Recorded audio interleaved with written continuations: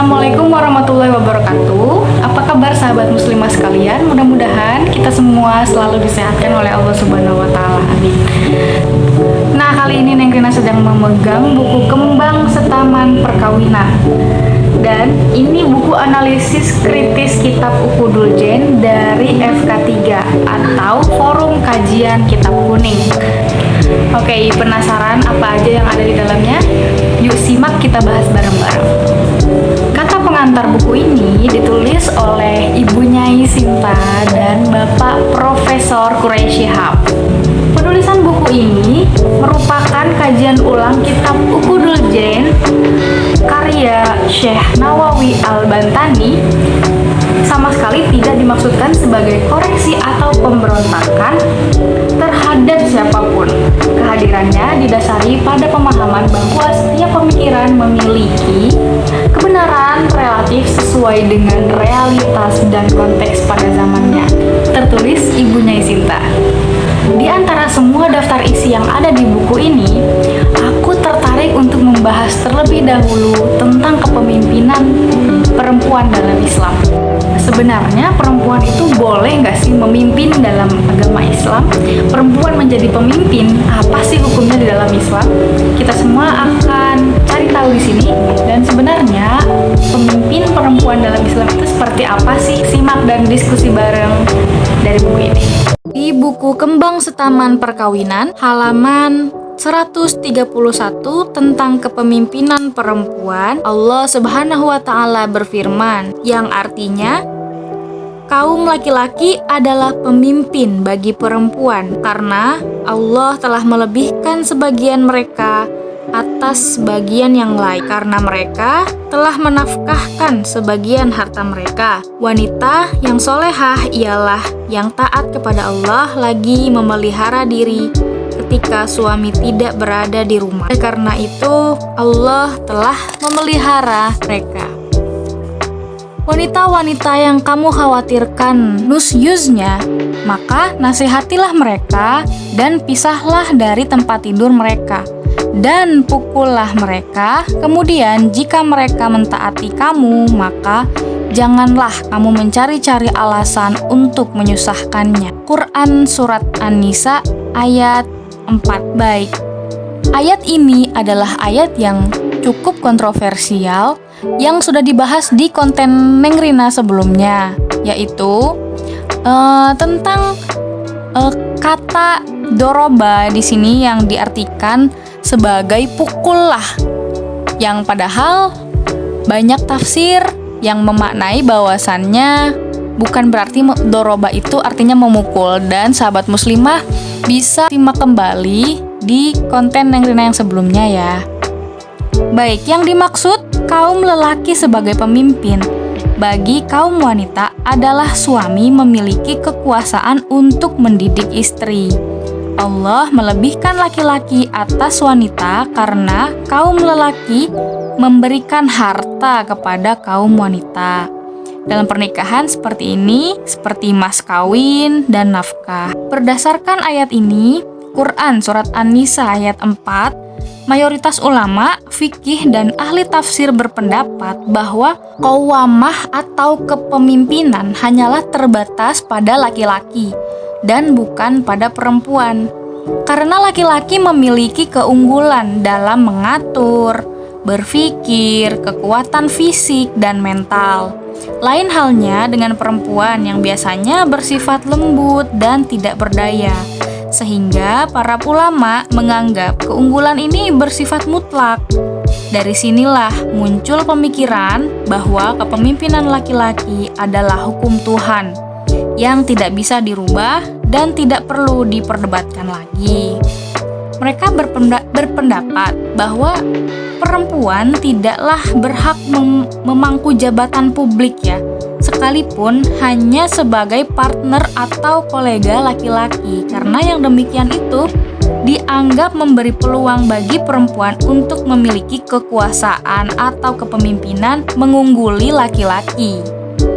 Ayat inilah yang selalu dijadikan pegangan oleh para ulama dengan dalih bila perempuan tidak mampu mengatur rumah tangga, pasti ia lebih tidak mampu lagi untuk mengatur urusan publik, apalagi sebagai pengambil keputusan dan menentu kebijakan. Nah, hal ini menjadi kontroversi juga di zaman sekarang, di zaman yang sudah jauh dari kepemimpinan Islam zaman dulu. Sedangkan ayat ini masih diperdebatkan dan masih digunakan juga oleh beberapa golongan kaum lelaki yang tidak ingin memberikan kesempatannya kepada perempuan dengan anggapan perempuan itu apabila tidak bisa mengatur domestik rumahnya saja, apalagi apabila si perempuan ini mau memegang jabatan di ruang publik, di tempat lain seperti itu. Maka laki-laki meragukan perempuan karena ini. Nah, sebenarnya di lanjutannya ayat Al-Quran di atas itu berisikan beberapa pokok permasalahan. Namun, Syekh Nawawi nampaknya hanya memfokuskan pembicaraan pada masalah kepemimpinan laki-laki. Kepemimpinan laki-laki yang dimaksudkan dalam ayat di atas adalah kepemimpinan dalam rumah tangga.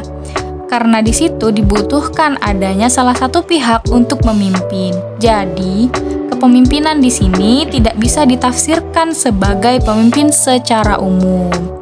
Baik. Sementara itu, para ulama berbeda pendapat dalam hal mampu atau tidaknya perempuan memangku jabatan di publik. Pendapat pertama mengatakan bahwa perempuan sama sekali tidak layak memangku jabatan di publik. Pendapat kedua mengatakan perempuan boleh memangku segala macam jabatan publik kecuali bidang kekhalifahan. Sedangkan pendapat ketiga mengatakan bahwa jabatan publik yang boleh dipegang oleh perempuan hanya sampai pada jabatan hakim saja. Terlepas dari itu semua, jika kita mengkajinya dengan teliti, maka kita akan menemukan hikmah Allah di balik penggunaan redaksi bima faddalallahu ba'duhum ala ba'din, sebab Allah telah memberikan keutamaan pada sebagian laki-laki atas sebagian perempuan, dan tidaklah bima faddalahum alaihinna, sebab Allah telah memberikan keutamaan pada laki-laki atas perempuan, atau bitafaddilahum alaihinna, sebab keutamaan laki-laki yang mengalahkan perempuan. Dengan redaksi yang ada, kita dapat mengetahui dengan jelas bahwa keutamaan di sini bukan untuk semua individu ya. Ba'duhum ala ba'din ini tuh hanya sebagian saja. Di sini tuh bukan untuk semua individu laki-laki maupun individu perempuan. Kalau melihat kenyataan yang terjadi sekarang ini, misalnya dalam bidang pendidikan, ekonomi, ataupun sosial, banyak perempuan yang lebih unggul dari laki-laki. Jadi, keutamaan laki-laki yang melebihi perempuan sebagaimana dikemukakan dalam ayat Al-Quran di atas, bukan karena kurangnya kemampuan perempuan dalam menangani berbagai masalah kehidupan, baik di ranah domestik maupun publik, melainkan karena adanya pembagian tugas bagi suami dan istri sesuai dengan kondisi dan tradisi yang berlaku di masyarakat. Sesuai juga dengan peraturan Tuhan yang dapat berubah. Memang pada masa itu, perjuangan untuk mencari nafkah lebih banyak dibebankan kepada para suami yang memiliki fisik yang lebih kuat, mengingat kondisi Arab, baik secara sosiologis, kultural, dan geografis yang tidak sepenuhnya ramah terhadap perempuan. Sementara para istri lebih banyak berada di rumah untuk mengatur nafkah hasil kerja para suaminya, sehingga pembagian kerja berlaku secara fungsional, bukan atas dasar jenis kelamin. Dengan demikian, tidak ada lagi alasan untuk melarang perempuan terjun ke dunia publik dan memangku jabatan atau menjadi rekan kerja pria dimanapun juga. Ya, mungkin sampai di sini dulu konten tentang pemimpin perempuan di buku Kembang Setaman Perkawinan kali ini. Ini part satunya, dan jangan lupa ditunggu part selanjutnya tentang kepemimpinan, karena masih ada satu part lagi ya. Oke, wallahul muwaffiq ila aqwamit thoriq. Wassalamualaikum warahmatullahi wabarakatuh.